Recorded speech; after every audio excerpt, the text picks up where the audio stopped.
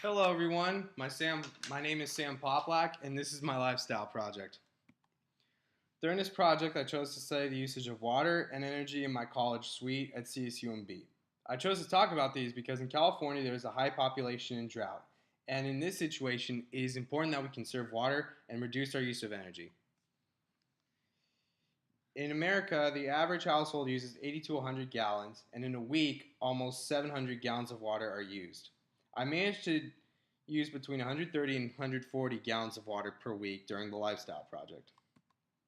The following slides show the appliances I used and tracked the most during this project. The wattage is listed at the top, and the use of gallons is listed at the bottom.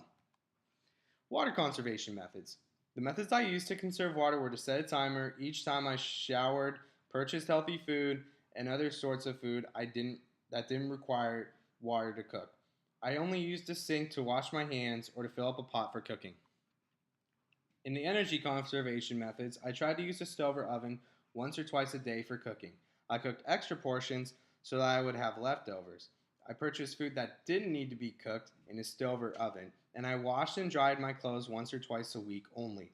I had the lights off during the day time and unplugged appliances such as the TV and fan that were not in use. I kept a journal and logged all the minutes of each appliances I used for both weeks. Here is water, and here's electricity. As you can see here, this is a graph that shows the use of gallons for the lifestyle project from week 1 to week 2. And this is my overall comparison from the water lab to the lifestyle project. I was able to track water more easily because tracking electricity is more difficult because there's a lot of calculations involved, but I was able to do so. As you can see in this graph, I was able to successfully conserve water easier than conserving water in the water lab because I set a strategic calendar for when to wash dishes and clothes. And here are my results. I was able to reach my goal for water, but for the kitchen appliances, it was hard to track because the fridge and freezer ran 24/7, and it was harder to wash dishes once or twice a week because of the use of limited dishes I had. From the water lab, I used 168 gallons. In a 2-day comparison to the lifestyle project, I conserved more than 75% of water on the first 2 days of the lifestyle project. In the United States, the average household member uses about 12,000 kilowatts an hour per household. I was in the energy tracking for the lifestyle project. I was able to use almost 11 kilowatts an hour. My goal was to reduce the use of kitchen appliances to under 20 minutes. And on days I used most appliances, I was able to use about 4,000 kilowatts an hour. On days I weren't, it was under 1,000. As you can see here are some photos I used. The photo on the left shows me with the TV unplugged, and the photo on the top shows that I used no lights during the daytime. The photo on the bottom is my bike.